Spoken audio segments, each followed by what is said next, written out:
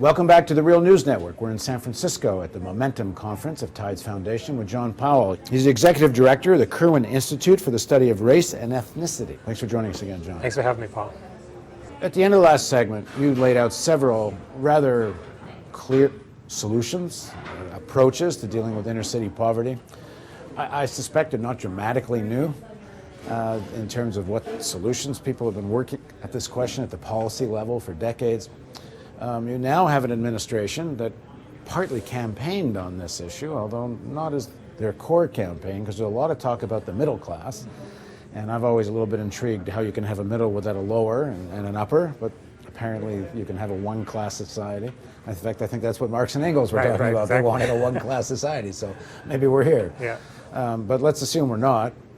Are you being heard? The White House, when it came to banking reform, seemed to be created a structure of bank bailout, which many people have criticized as essentially one that was dictated by Wall Street. The measures taken in Detroit, instead of trying to turn Detroit, as many people were saying, into sort of an engine of the green economy, it's been cut and slashed and try to create competitive car companies. Right. You can take various areas, and it's not really clear that there's a commitment to any kind of inner city poverty. So are you being heard? And if you're not, what are you going to do about it? Well, two things. I mean, I think, frankly, to some extent I'm being heard, not nearly enough. I mean, the administration has created an Urban Policy Institute that is designed to coordinate all of these different government entities. I think that's extremely important. So it's important to link, I already talked about in our earlier segment, housing and education, but also transportation and jobs. So you have these different parts of the government that in the past have not coordinated. So if we can coordinate them, that would be a huge step. But then to coordinate them for what end? To coordinate them to the end toward bringing these things together so that everybody's included. Now, the really hard edge in this country, and this is something that some people don't get, they say, let's not talk about race, let's talk about real issues like healthcare. Healthcare is about race. They say, let's not talk about race, let's talk about employment. Employment is about race. And part of the mistake that people make is that there's some substantial discussion over here, global warming, climate change, and there's this discussion over here that's somewhat ghettoized, that's about black people, that's about brown people, that's about Asians, and so that has to be changed. Are we there yet? No. And do people hear it? No, because in a way, when people talk about race in our hyper-individual society, they fall back into personal attitudes. They talk about, whites talk about, my children don't even see race. And there's a lot of data that suggests that if you don't talk to your child about race, they're more likely to adopt racially hostile attitudes at a subconscious level. So while people think as aspiration, the goal is to be colorblind or, and more recently, to be in a post-racial world, that's not the goal at all. They confuse race and racism. They assume that if they talk about race, it implies that they're racist. So there's a huge disquiet because of the 60s and 70s to talk about race in a very skillful and sophisticated way. We're not there yet, but I think there's some hopeful signs. Now, we're heading into a period where there's going to be even more fierce struggle over limited resources, being government cash. And that doesn't mean there isn't a lot of wealth in the society, but given the way the society is taxed, there's a limited amount of government cash.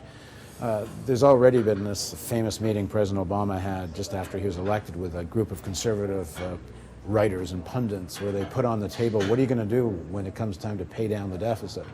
And there's already a conversation about entitlement programs. So at a time when there's going to be a lot of discussion about cutting back, how do you make sure that this concern, especially of African American inner city rural poverty, gets addressed? Well, I would say two things. One, I think the conversation about cutting back is ill-placed. If you think about the real miracles of the 19th century, people obviously know about America, but Japan was the real miracle. Japan went from a country that was completely decimated in the war, and even the Marshall Plan didn't invest heavily in Japan, invest heavily in Germany, and they didn't invest in Japan because they didn't think Japan could turn around. And Japan did. Japan, within a very short period of time, became the second largest economy in the world by investing in its people. When people talk about the Asian miracles, all of those societies deeply invested in people. So in a sense, we talk about limited resources, it becomes more important to invest those resources wisely. And the most important resource we have is each other. Not white people, not black people, all of us. And if we don't figure out how to invest in all of us, we'll go the way of England. We'll be, a declining superpower in a changing world. And it's not, so part of the thing is not to think about we have this limited pie. We're talking about investing. Investing creates new opportunities, new wealth, and we have to do it in a way that we can sustain ourselves and include everybody. Again, sounds all very rational, but policy generally coming has not been so rational. It's usually quite political. And in final analysis, administrations usually see things as far as the next election, which is every 2 years, which means they're always seeing everything as far as only the next election. And do you think that there's some sense that, well, listen, African Americans are going to vote for us. They got nowhere else to go. So we better worry about that, that constituency, that's the swing vote. And they put all their attention there. It's part of this dialogue of, middle class, there's no lower class. It's part of this political appeal. Is there ever a point where African Americans have to say, like, you promised something in this campaign, there wouldn't be a President Obama without the African American vote, and don't be so sure about it?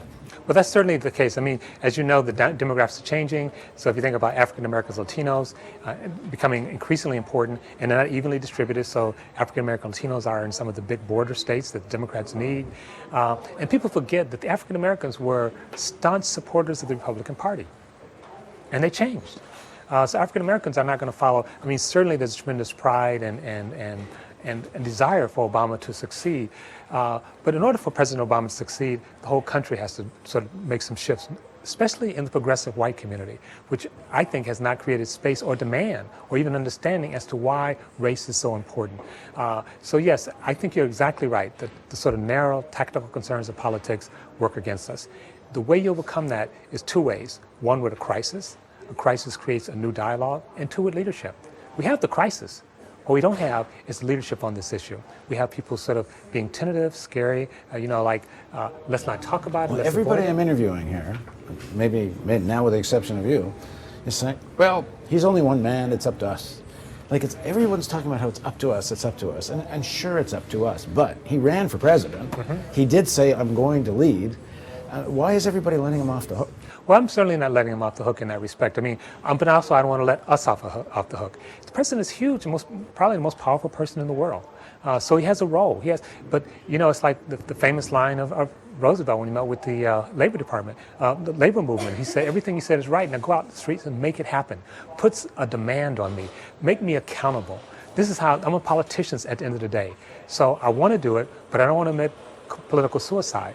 Race is complicated in the United States, and I think we need to push President Obama, and I think he's shown that he has tremendous facility with the issues, but not a lot of political space. What I don't want to do is to say if he doesn't do it, it won't get done. I want him to do more, but I want us to do more. And I want to do it based on this new understanding, based on a new America. In the healthcare debate, people are going around the country arguing that they're losing their country. What's the country they're losing? They're losing the country where whites completely dominate. That country is dead and should be dead. And God bless America that it died. But it's a new America. That we're not talking about America which exclude whites. We're talking America where everybody's part of the country and there's no racial majority. That's a new country.